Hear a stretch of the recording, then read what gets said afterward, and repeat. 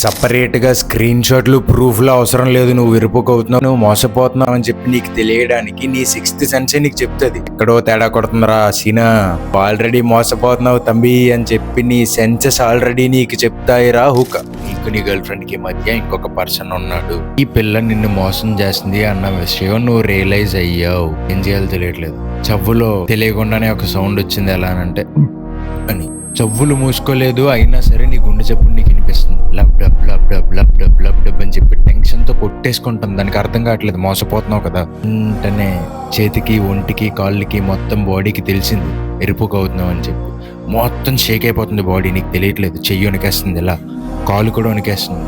ఏం చేయాలో అర్థం కావట్లేదు. పక్క నుంచి మెదడు చెప్తుంది మోసపోయావు మోసపోయావు మోసపోయావు అని చెప్పి ఏడుపు వచ్చేస్తుంది. అంటే టైంలో నీకు రెండు ఆప్షన్లు ఉంటాయి. ఒకటి ఎర్రిపోకులాగా ఏడుస్తూ మందు తాగుతూ జీవితాన్ని మొడ్డ గుడుపుతాను అన్నదారిలో వెళ్ళడం. ఆ వీడియోస్ చూస్తూ ఏడాలి అన్న పాత్రను ఎంచుకున్నామంటే టాప్ మన లాగుతూనే వచ్చింది. నువ్వు చేయాల్సింది ఏంటంటే ఆప్షన్ నెంబర్ 2ని ఎంచుకోవడం. ఈ లోపల ఉన్న ఇంకొకడికి పని చెప్పడం.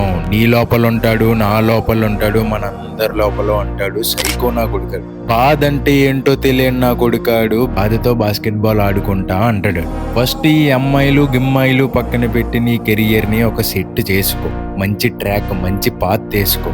కూర్చొని ప్లాన్ చేయి. ఎరుపుకు కాదు కదా, ఆల్రెడీ మోసపోయి ఎరుపుకు అయ్యావు కదా. పక్కనోళ్ళు ఎరుపుకు చేయాల్సిన సమయం ఆసన్నమైందని మాట.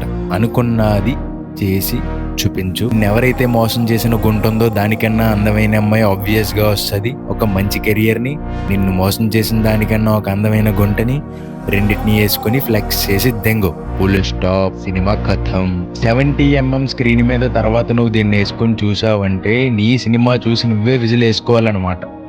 అది పాయింట్.